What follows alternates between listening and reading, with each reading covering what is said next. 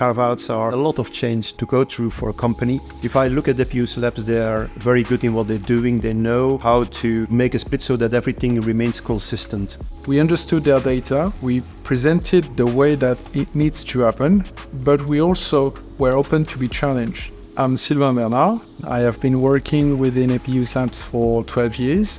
I'm one of the services associates. My name is Bart van Assche.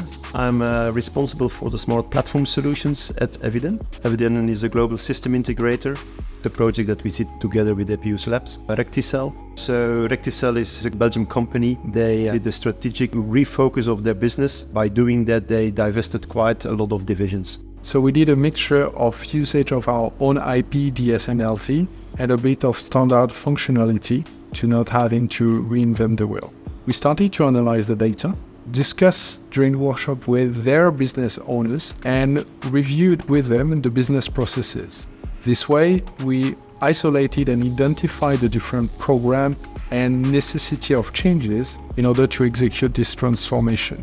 We reallocated some plans that were linked to one company code into a newly built company code.